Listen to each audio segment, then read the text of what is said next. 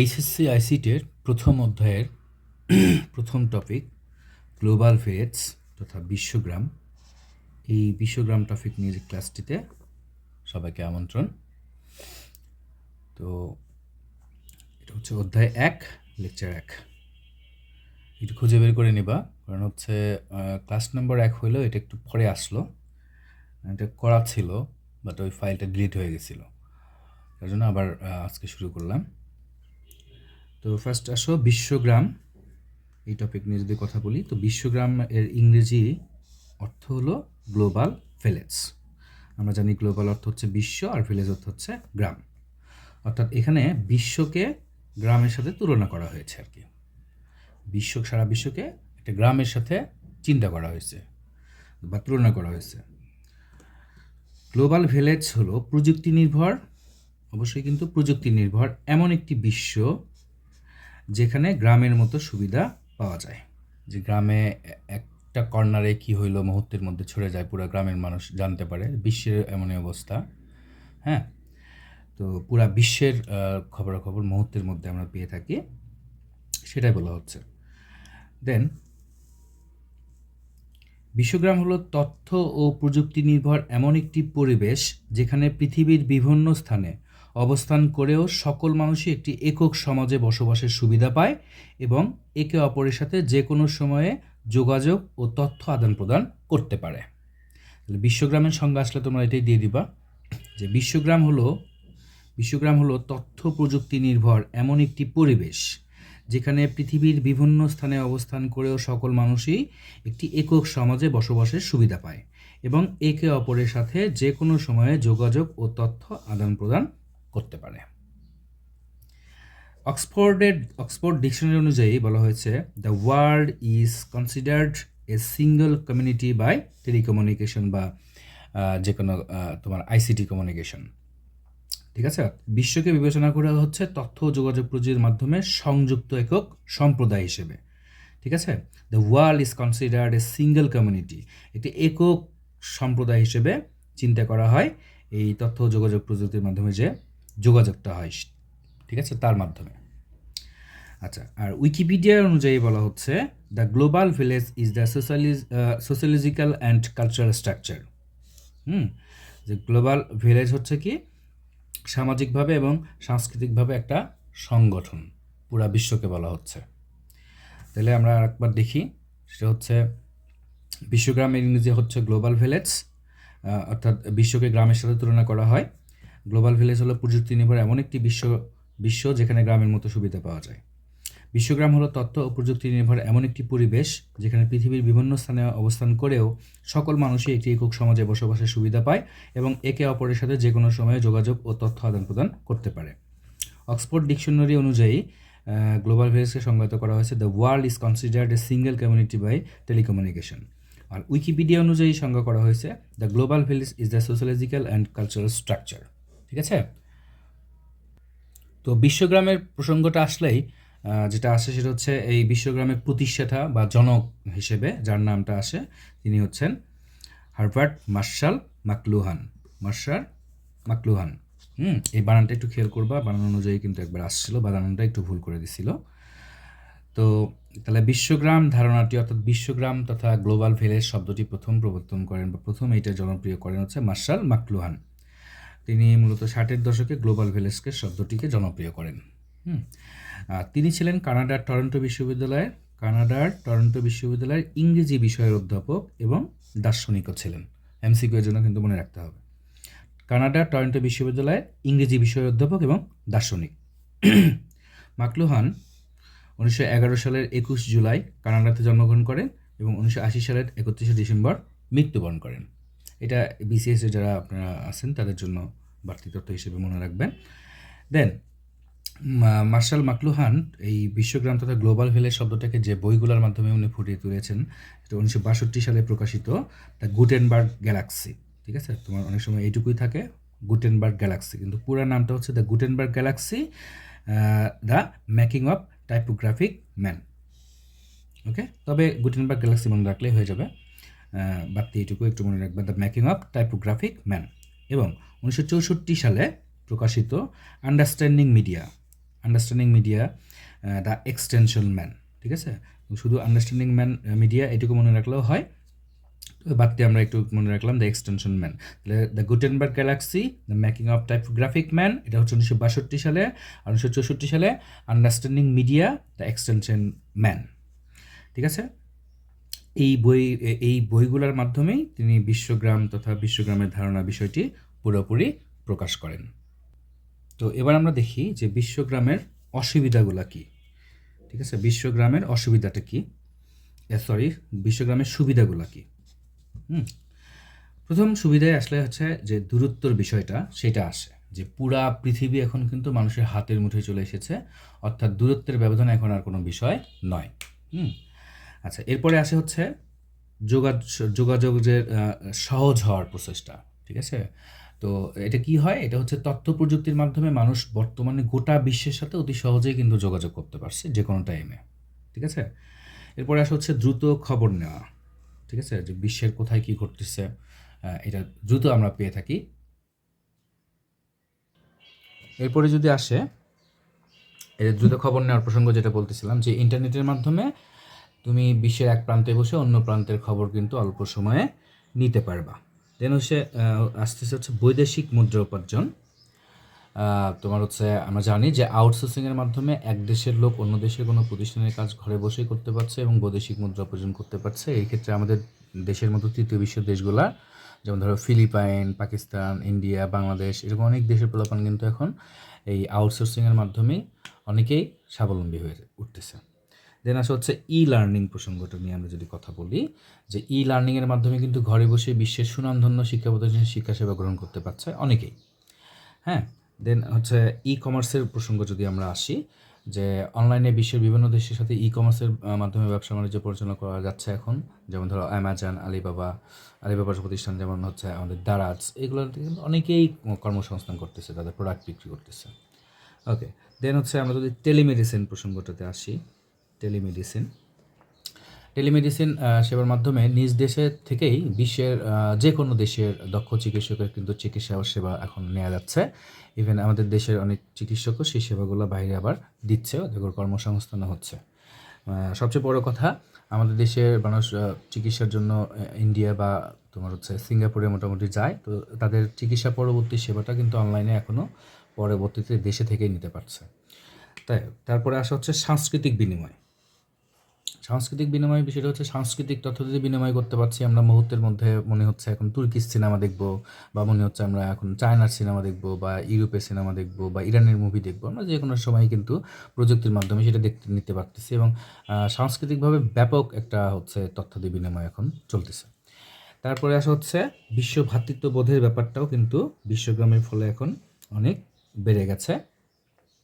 যদিও তোমার হচ্ছে অনেক যুদ্ধও বেড়েছে, কিন্তু ভ্রাতৃত্ববোধও অনেক বেড়েছে বলে আমাদের মনে হয়।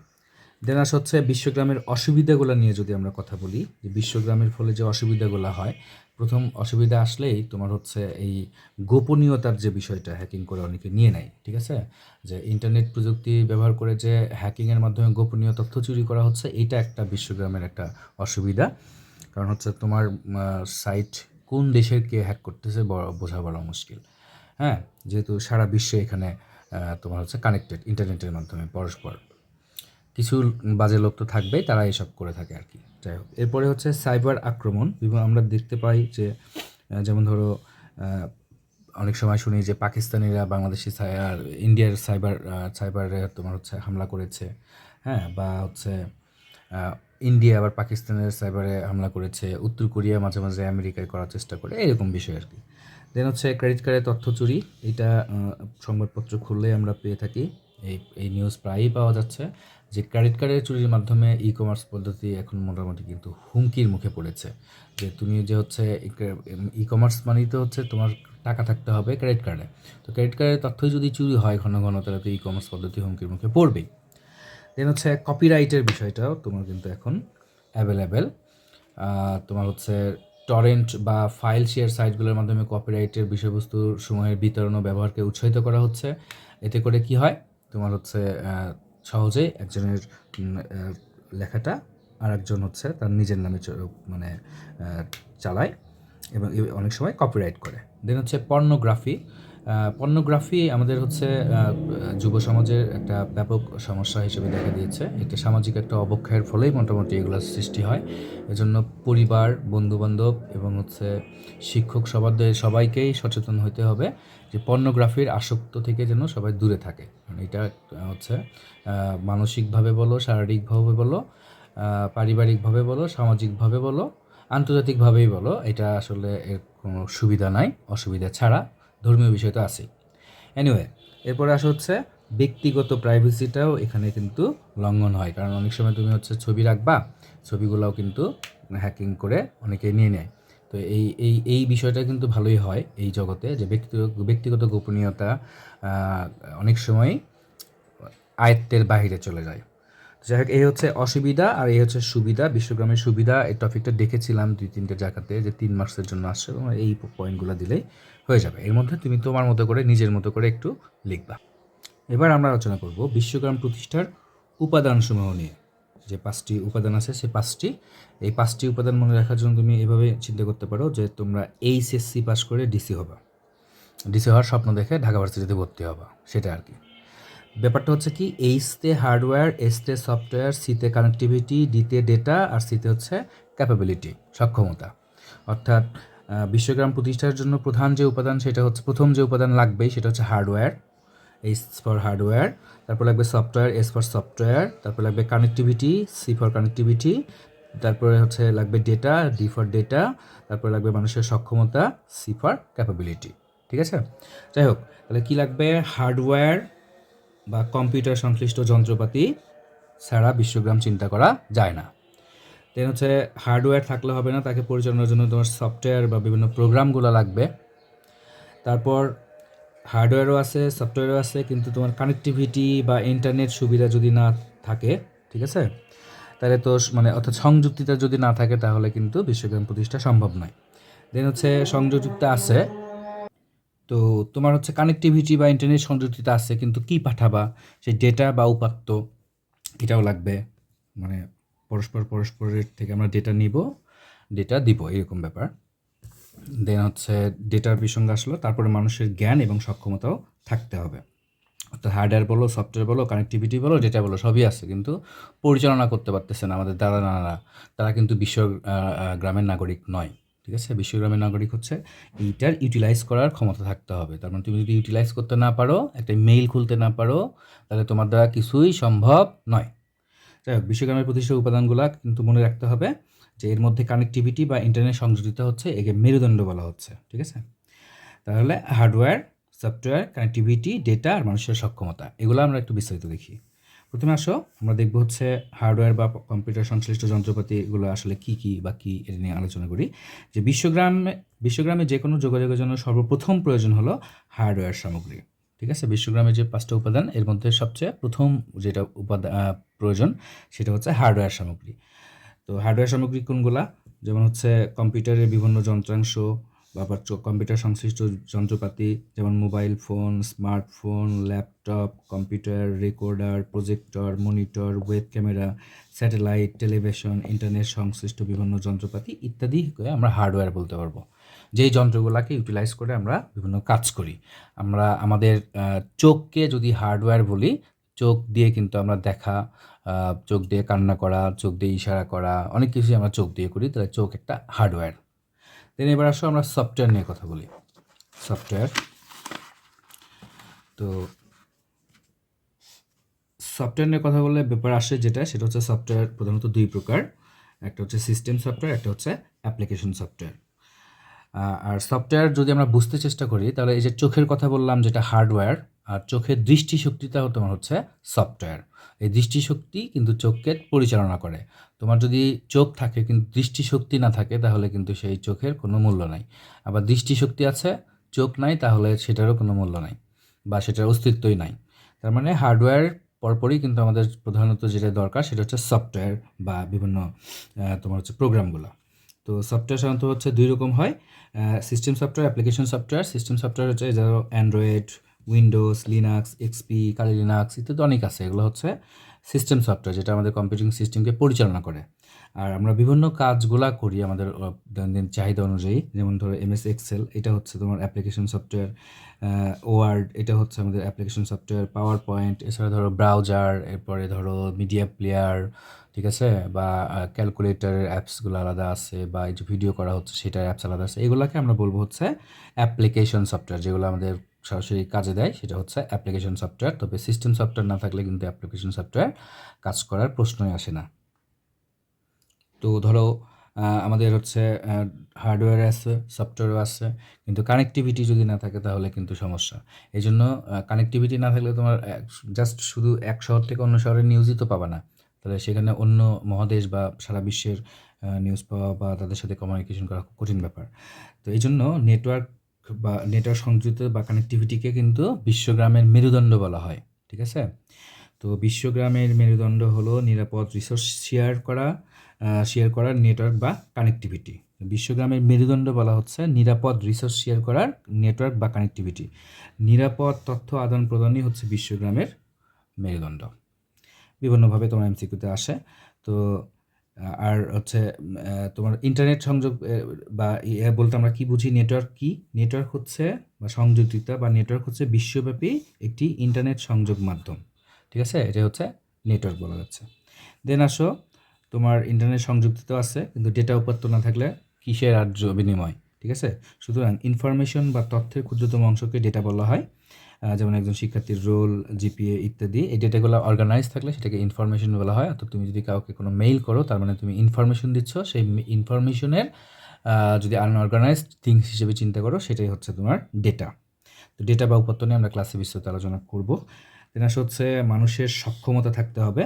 ওই যে যেটা বললাম যে আমাদের দাদা নানারা বা দাদি নানিরা এনারা কিন্তু বিশ্বগ্রামের নাগরিক নয়, কারণ এনারা হচ্ছে এটা ইউটিলাইজ করতে পারবে না। ইভেন আমাদের অনেক বাবা মায়েরাও করতে পারে না, তারা কিন্তু বিশ্বগ্রামের নাগরিক হিসেবে তাদেরকে চিন্তা করা হয় না। তো বিশ্বগ্রাম পরিচালনার জন্য মানুষের জ্ঞান বা সক্ষমতা অবশ্যই অত্যাবশ্যক, লাগবে এটা। দেন হচ্ছে বিশ্বগ্রাম ধারণা সংশ্লিষ্ট প্রধান উপাদান, ঠিক আছে, 11টি। আমরা হচ্ছে বিশ্বগ্রামের তোমার হচ্ছে উপাদান লিখেছিলাম 5টি: হার্ডওয়্যার, সফটওয়্যার, কানেক্টিভিটি, ডেটা বা উপাত্ত, মানুষের জ্ঞান বা সক্ষমতা। এটা হচ্ছে বিশ্বগ্রাম প্রতিষ্ঠার উপাদান। আর বিশ্বগ্রামের প্রধান উপাদান হচ্ছে এই কয়েকটি। সেটা হচ্ছে যোগাযোগ, যেটা নিয়ে অলরেডি বিস্তারিত আলোচনা করা হয়েছে, কর্মসংস্থান, এরপর আসবে শিক্ষা, চিকিৎসা, গবেষণা, অফিস, এরপর আসবে হচ্ছে বাসস্থান, ব্যবসা বাণিজ্য, সংবাদ, বিনোদন ও সামাজিক যোগাযোগ মাধ্যম, আর হচ্ছে সংস্কৃতির বিনিময়। এইগুলা হচ্ছে বিশ্বগ্রাম ধারণা সংশ্লিষ্ট প্রধান যে উপাদানগুলো হচ্ছে এইগুলো হচ্ছে তার বাই প্রোডাক্ট। বিশ্বগ্রামের বাই প্রোডাক্ট হচ্ছে যোগাযোগ, কর্মসংস্থান, শিক্ষা, চিকিৎসা, গবেষণা, অফিস, বাসস্থান, ব্যবসা বাণিজ্য, সংবাদ, বিনোদন ও সামাজিক যোগাযোগ, সংস্কৃতির বিনিময়। এগুলো সম্পর্কে তোমাকে ডিটেলস ধারণা রাখতে হবে যদি ভালোভাবে আনসার করার ইচ্ছা পোষণ করো। তো আমরা হচ্ছে পরের ভিডিওগুলোতে এই বিশ্বগ্রামের যে ধারণা সংশ্লিষ্ট প্রধান উপাদান 11টি আছে, এগুলো ডিটেলসে আস্তে আস্তে আমরা আপলোড করতে থাকবো। তোমরা দেখো এবং দেখে একটু মতামত দিও, তাতে করে আমরা একটু উৎসাহী বোধ করবো। ওকে, আল্লাহ হাফেজ।